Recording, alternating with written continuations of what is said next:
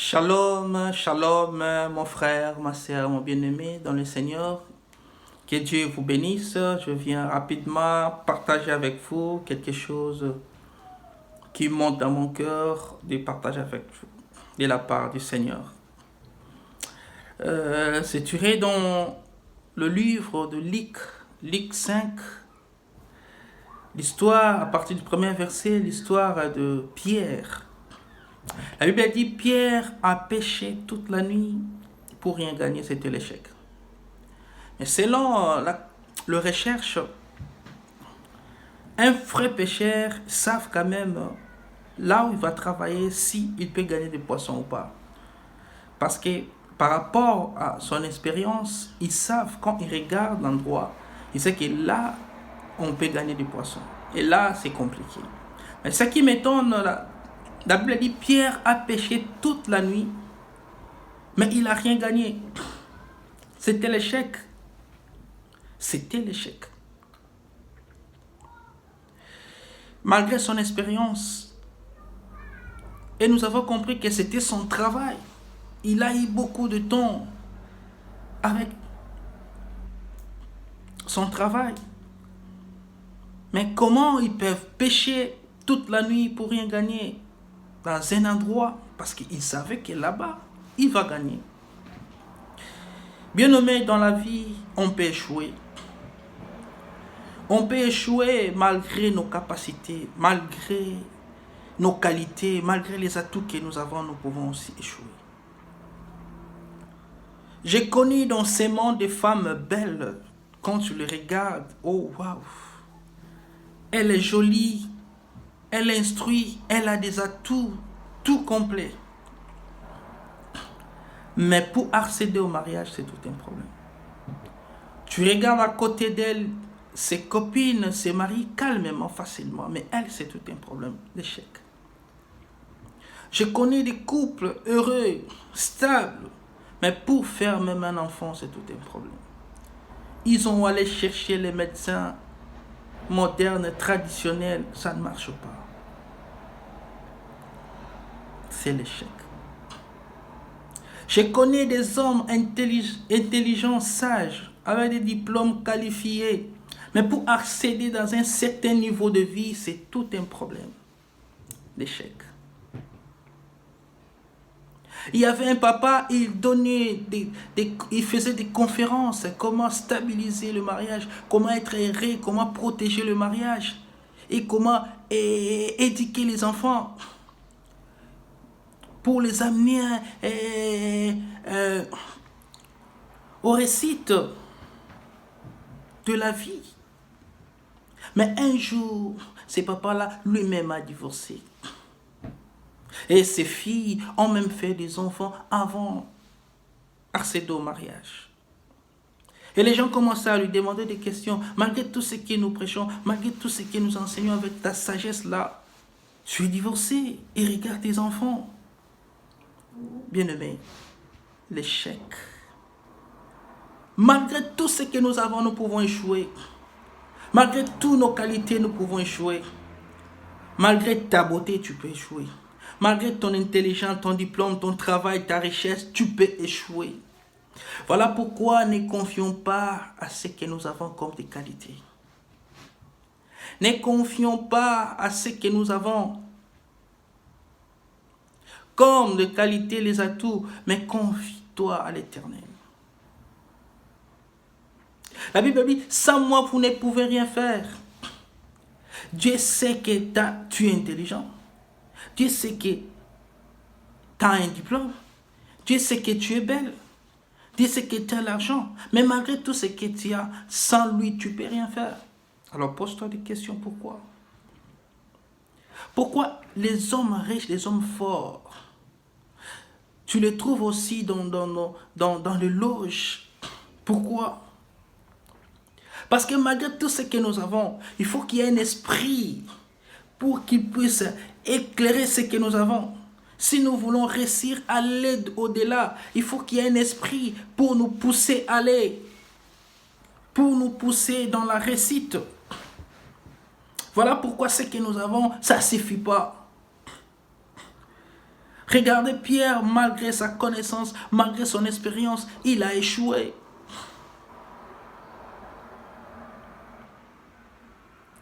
Et la Bible a dit, il commençait à ranger son filet. Il arrange son filet. C'est-à-dire, il commençait déjà à préparer les plans B. Imaginons, bien aimé, si dans sa maison, il n'y avait pas la provision. Il commençait déjà à raisonner, à penser comment je vais faire. Parce que là-bas, chez moi, il n'y a rien à manger. Et imaginez aussi si il y avait quelqu'un qui l'a promis de lui donner son argent. Donc, il avait le dette de quelqu'un. Il commençait déjà à préparer comment je vais expliquer la personne. Parce qu'il savait que il savait que non, je pars au travail, je vais gagner du poisson et vendre ça. Et je reviens pour te payer ton argent. Mais ce n'était pas le cas, bien aimé.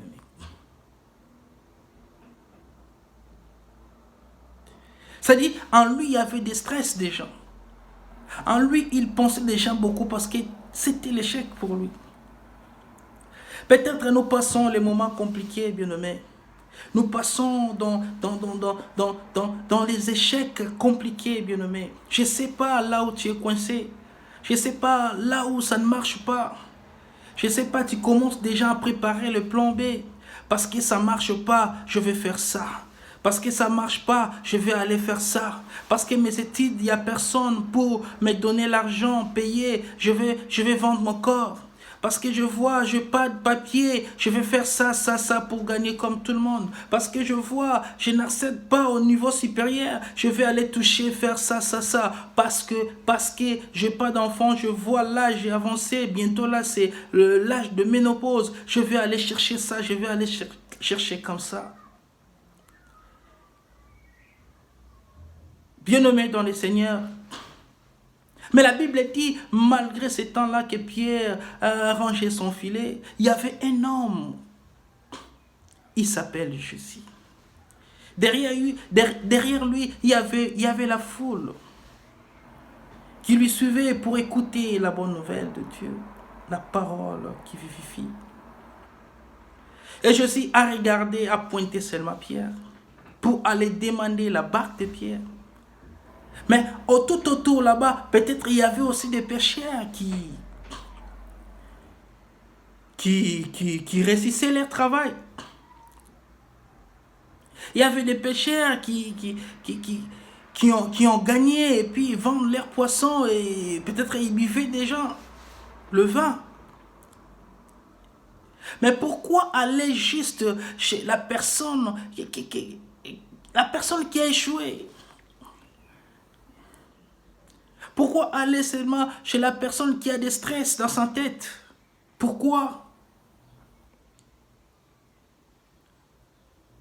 Tu peux poser tes questions, mais moi j'ai des problèmes sérieux. Je n'arrive même pas à finir cela. Je ne sais pas comment je vais finir. Mais pourquoi Dieu m'appelle? Pourquoi Dieu veut que de moi?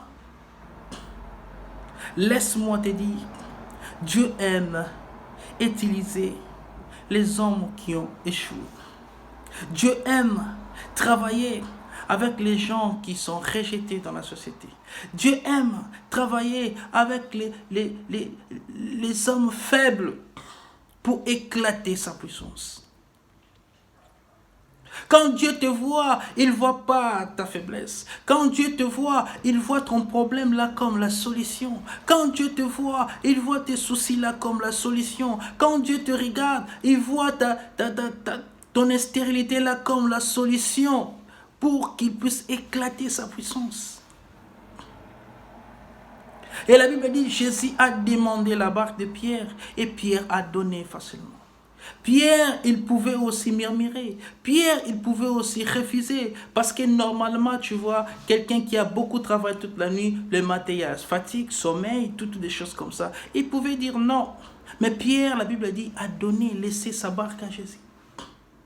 Mais combien de nous refusons? Combien de nous, on a des esquisses? Combien Quand Dieu nous appelle dans son service, on a des esquisses.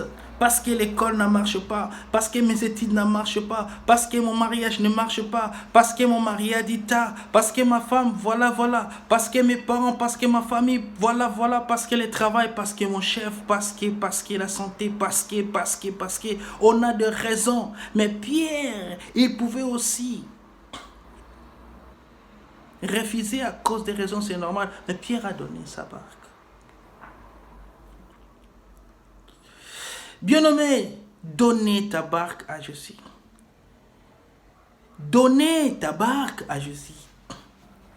La barque de Pierre, c'était important pour lui. La barque de Pierre, c'était sa vie, c'était son entreprise. Il nourrissait sa famille à cause de ces barques-là. C'était sa richesse. C'était tout ce qu'ils avaient comme sa richesse. Et nous, ce que nous avons le premier comme la richesse, c'est nos corps. Voilà, Jésus te demande de donner ton corps comme sacrifice à l'évangélisation. Et ce que nous avons, c'est les dons. Ce que nous avons, c'est les qualités que nous avons. Tout ce que nous avons comme les qualités, les atouts, c'est le barque pour nous. C'est ça ce que Dieu fait. C'est ça ce que Dieu nous demande.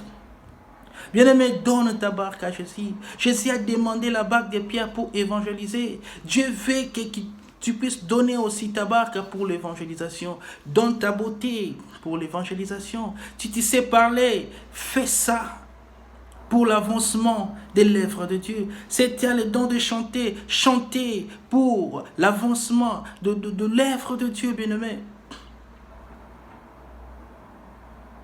Ne restez pas croiser les bras. Ne regarde pas seulement ta situation parce que ce n'est pas toi qui vas changer ça. Mais c'est lui qui t'appelle, c'est lui qui est capable de changer ça. Il y avait un aveugle de naissance. Il a fait tout. Peut-être pendant qu'il était petit, ses parents ont fait tout pour qu'il puisse être guéri. C'était compliqué. Il est né aveugle. Mais quand le disciple de Jésus ont demandé à Jésus, qu'est-ce que ce Messie a fait? Est-ce que c'est à cause des péchés de ses parents ou lui-même? Je dis non, c'est pour sa gloire, pour que la gloire de Dieu puisse se manifester. Peut-être ton problème, ton échec, la situation que tu vois compliquée là, Dieu lui-même a permis cela pour qu'il puisse manifester sa gloire. Voilà pourquoi il veut maintenant manifester sa gloire, mais il t'appelle près de lui dans son service pour que les gens qui te voient échouer là, d'aimer quand tu sers l'Éternel, qu'ils puissent confesser, sers l'Éternel. Il va voir comment Dieu va te faire, comment Dieu va te guérir, comment Dieu va te bénir, comment Dieu va t'élever et ils vont glorifier le nom de Jésus. Mais au lieu d'écouter, de donner la barque comme Pierre, nous refusons. Nous voulons non, aller d'abord travailler les côtés négatifs. Je vais bosser beaucoup pour que je vais être riche. Je vais étudier beaucoup pour préparer mon avenir. C'est bien, c'est pas mauvais. C'est bien de travailler, c'est bien d'étudier. Mais quand Dieu t'appelle, donne-lui aussi ton temps. Pierre n'avait pas le temps, mais Pierre a donné quand même le temps à Jésus d'évangéliser. Et après, on sait. Bien-aimé dans le Seigneur, je mérite de dire quelque chose. L'esprit pour aller travailler avec le corps, avec les humains, il possède aussi le corps. Il possède le corps. Voilà pourquoi les esprits mauvais possèdent aussi le corps pour aller détruire aussi possèdent aussi les âmes, le corps, pour aller détruire les âmes ou le corps aussi des autres personnes. Voilà, dans le moment de délivrance, quand tu pries pour quelqu'un, tu vois peut-être quelqu'un d'autre part dans son corps. C'est moi tel, c'est moi tel, je suis là pour faire ça. C'est l'esprit-là a possédé le corps de Messie ou la femme.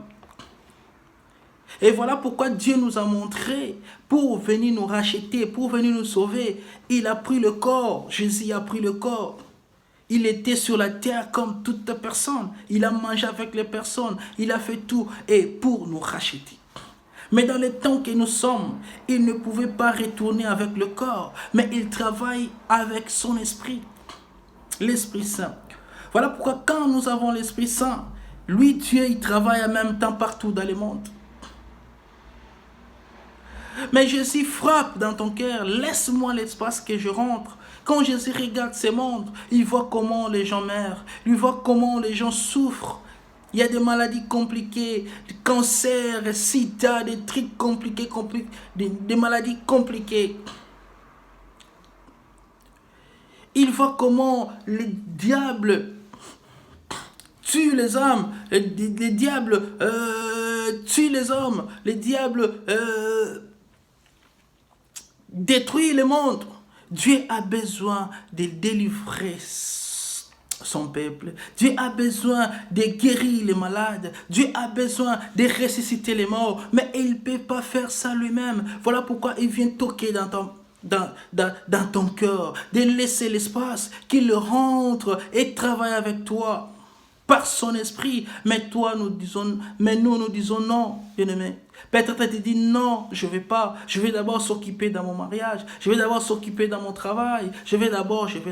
Tu sais chanter. Dieu veut que guérir les gens pendant que tu chantes. Mais toi tu dis non, je n'ai pas le temps parce que les études et le travail, je ne viendrai pas à l'église à la répétition. Tu sais prêcher, tu sais faire ça, tu fais faire ça, mais tu ne veux pas faire. Tu es focalisé dans ton échec. Bien-aimé, tu penses que tu vas résoudre le problème. Or ça, c'est faux et archi faux. C'est lui qui peut résoudre le problème, c'est celui qui t'appelle à son service, bien-aimé.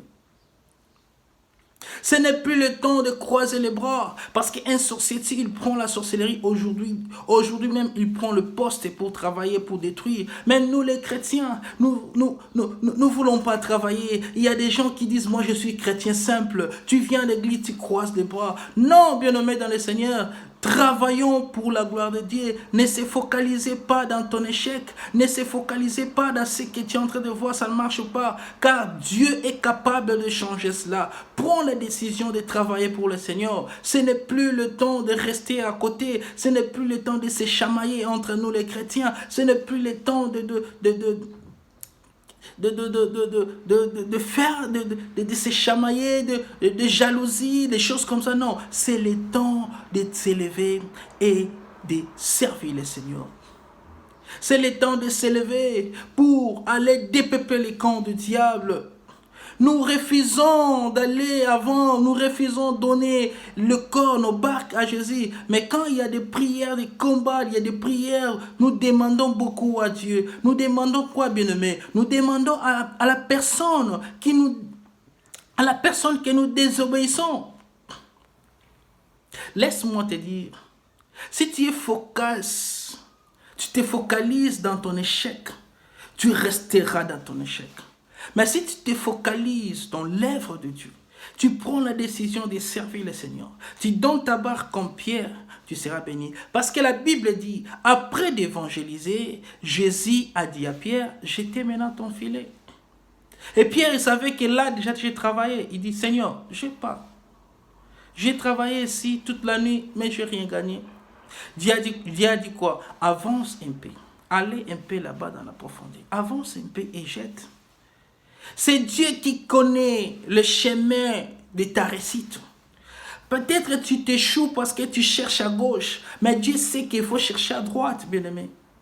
Écoutons et donnez la barque à Dieu et ta vie sera changée. Lève-toi et prends la décision de servir l'Éternel. Tu seras béni sur la terre et tu seras béni au ciel. Ne croisez pas le proie. Prends la décision. Ce que tu sais faire, fais-le pour l'avantage de Dieu. Ce que tu es capable de faire, fais-le pour l'avantage de Dieu, l'avancement de son royaume. Car tu ne seras jamais déçu. Que Dieu te bénisse. Que l'Éternel te bénisse. Que le Saint-Esprit te touche. Que tu puisses prendre la décision, toi qui m'écoutes, de s'élever et de servir l'Éternel. Et tu verras ce que Dieu va faire dans ta vie. Tu témoigneras sa gloire. Que Dieu vous bénisse. À bientôt.